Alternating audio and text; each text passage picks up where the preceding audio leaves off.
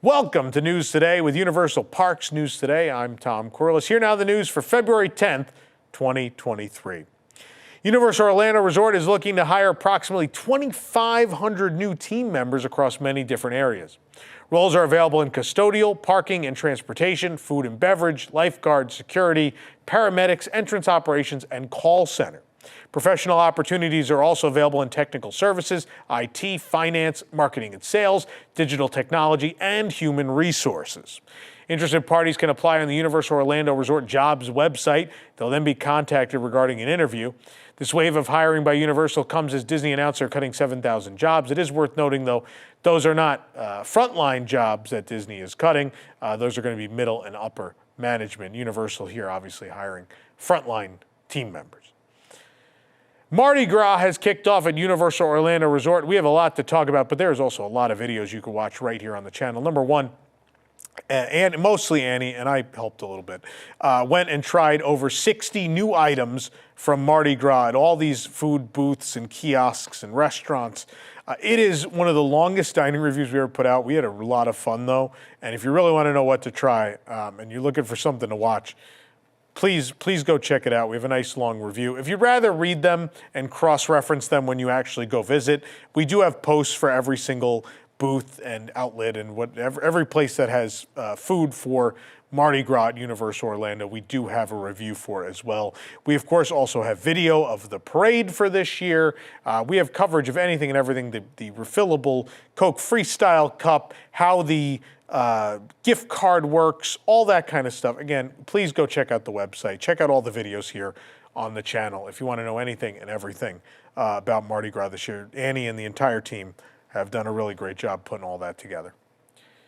The old Shrek 4D and Monsters Cafe buildings are being transformed into Villain Con, Minion Blast, and the Minion Cafe, respectively, at Universal Studios Florida, all as part of Illumination Avenue. This week, we noticed crews had repainted parts of the attraction building. We could see fresh paint on some of the edges of this side of the building. The black brackets that hold signs were also repainted. And around the corner, we did some work on the Villain Con Minion Blast queue down the alley next to the Brown Derby Hat Shop. More Villain Con banners have been added or hung in this section of the queue, and shades now stretch across the top. Back on the main thoroughfare of USF is Minion Cafe, now almost completely surrounded by scaffolding and blue scrim. More scrim is now wrapped around scaffolding in front of the steel grid that runs along the side of the building next to the street. Some steel is exposed at the other end of the building. It seems Universal is extending the building somewhat, at least creating a larger entrance overhang. Minion Cafe isn't exclusive to Universal Studios Florida. It actually opened in Universal Studios Hollywood in March of 2021, where it serves various treats and meals with bananas, a favorite snack of the Minions. There's also a ton of Minions food outlets at Universal Studios Japan, so just sort of following suit at USF here. Less than 2 months since its public opening, admission prices for Universal's Great Movie Escape and Universal City Walk Orlando have already dropped. Starting prices for single tickets to the attraction have been reduced from $49.99 to $39.99. For those looking to have one of two escape rooms to themselves for the experience, the private experience ticket has dropped from $300 down to a starting price of $240 for up to 8 guests. There are 2 escape adventure options, of course, Back to the Future Out of Time and Jurassic World Escape. Guests can choose to escape the Indominus Rex in the new Jurassic World escape room or partake in a time travel adventure in the Back to the Future room. We have a review. I did an honest review of both experiences, which you could watch also right here on the channel if you want to know which one is right for you. It is worth noting pricing does fluctuate depending on selected dates and times. This program is brought to you by our official travel agent sponsor, The Vacationeer, the engineers of your next vacation. Sit back and let their team of vacation planning experts craft your family's next epic Universal trip. The best part is their services are free. Visit WDWNT.travel for details. Retired Imagineer Jim Scholl has taken to Twitter, as he often does, to criticize Universal, following continued social media dialogue about the size-restrictive seating on Mario Kart Bowser's Challenge at Universal Studios Hollywood. Scholl's full thread on Twitter reads as follows, quote, "The new Mario Kart ride vehicle having a 40-inch waist limit is an example of designing first for the average Japanese guest without considering the waist dimension of the average U.S. guest. I design ride vehicles with safe containment. Safety is first always, but companies must consider the customer, or in this case, the park guest. If people can't ride, then companies lose money, and they don't want that. The solution is simple and cheaper than the alternative. Rock and Roller Coaster, Crush's Coaster, Casey Jr., Mater's Junkyard Jamboree are 3 examples. All were designed so anyone with standard exceptions could ride. This is not rocket science. Some string, a blue pencil, and a roll of trace paper does the job. Digitize is the next step. Mario Kart Bowser's Challenge is listed as being unavailable to guests who exceed a waistline of 40 inches, although a test seat is available and many guests with waists larger than 40 inches have made it, according to social media reports. Universal Press representatives have reached out many times to media outlets to clarify that guests with larger waistlines may be able to ride on a case-by-case basis. They told one outlet, quote, "This guideline is not a specific restriction, but is instead meant to encourage guests to try a test seat or to speak with one of our team members before riding so they may comfortably and safely board the ride." Universal has repeatedly come under fire in recent years for its restrictive restraints on slower-moving rides, which can often leave guests of larger sizes out. One in particular, The Secret Life of Pets Off the Leash, which is, again, a slow-moving dark ride with no changes in elevation that a lot of people just do not fit on. Of course, I feel like the first time we really ever talked about this, Harry Potter and the Forbidden Journey, I cannot forget 13 years ago, the saga of the 3 clicks, as it was called, as you needed 3 clicks of the restraint in order to safely ride. And of course, we had a staff member at WDWNT that didn't fit at first. They eventually modified the seats, then they made it. Here's what I will say. What I think, again, like I know so many people want to jump to, oh, Universal's catching up to Disney, right? I think the number one way to catch up to Disney is to build more stuff that is accommodating of more people. And this is not just a waistline thing. This is not just an overweight Americans thing. This is also accessibility for those with limited mobility in any cases, right? Older guests. There is a lot of stuff that is restrictive or just isn't. And the fact is, Mario Kart is a slow-moving dark ride. So the fact that any sort of restraint needs to be built that doesn't allow guests of, and let's be honest, 40 inches is not the most ridiculous waistline in the U.S., right? That's pretty restrictive. I will say this, like, I realized this was going to be a problem when we went to Universal Japan and rode Yoshi and Mario Kart for the first time. And the first time they were like, they pushed down the bar and I realized where the thing was. I was like, oh man, I'm actually really close. I have never been turned away at an attraction for my size, and I've been about the same size for a long time. And I had never been turned away from any theme park ride, no coaster, nothing, until, that's not fair. There was like one weird thing at Cedar Point, a thing that kind of went back and forth. It wasn't even like a real ride. It wasn't a full loop coaster. But that was the only thing in the US I'd ever been turned away from. And we did Mario Kart and Yoshi. I realized how close I was, actually pretty close to where I would not be allowed to ride. And I was like, wow, that's a little restrictive, right? And obviously makes people feel bad about themselves. And I totally understand. I could afford to lose a few pounds. I get that. Sometimes easier said than done, especially as you get older, right? And you know, say what you will. But there's also like, Hollywood Dream the ride in Japan, I don't fit. I don't. That is, and what's funny is like that ride system, that restraint system, I've been on a million coasters of the same company built the coaster, same restraint system, all those things. I know it's just Japan, just marking that mark lower than anywhere else. But what's amazing is that Universal saw those limitations for Mario Kart and Yoshi in Japan, and when coming here was not like, we got to figure something out. And that comes after, it is the same basically restraint problem as Secret Life of Pets there in Hollywood, right? And they have lived through that, and they have heard those complaints. And the fact is no one even tried to fix that problem going into Mario Kart. And it's going to happen here in Orlando, right? Yoshi, like, the fact that anyone can't ride Yoshi, which is the slowest moving dark ride with almost no danger to people, right? And I know Universal came out and said, so people don't jump out, blah, blah, blah. Jim Scholl makes excellent points, right? No one is able to jump out of those other rides he designed. Those rides, in some cases, like Mater is whipping people all over, and all I'm wearing is a simple seatbelt on that thing, right? There's nothing even come down.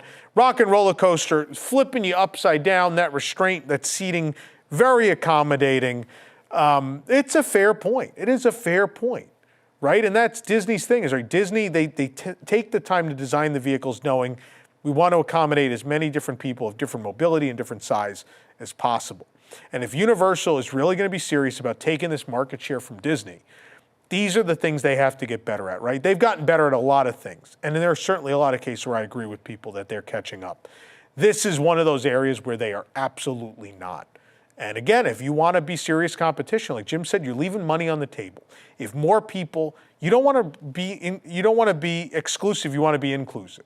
The more people that can ride these rides and come back and be like, that's my favorite ride, I want to keep going back and keep giving them money, that's how you succeed. That's how you grow attendance. That's how you make more money.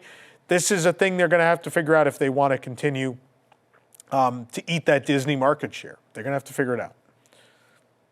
With its debut just under 3 short weeks away, Universal Studios Japan is gearing up for its exciting new No Limit Parade, which features characters from franchises like Super Mario, Pokémon, Sing, the Minions, and more. And as part of the new daily daytime parade's debut, the new food and merchandise themed to each franchise featured in the show will be available around the park starting March 1st. At the popcorn cart near the park's entrance, 2 new cookies will be available, themed to power-ups from the Mario Kart game, Fire Flowers, and Superstars to be specific. The Mario merchandise is set to capture the aesthetic of the Mario float. First up on the list is this headband, which features a Rainbow Road-inspired headband with a plush banana, boomerang flower, superstar, and fire flower attached to the top. You also have a keychain with a rainbow block pattern along with a banana peel and green shell.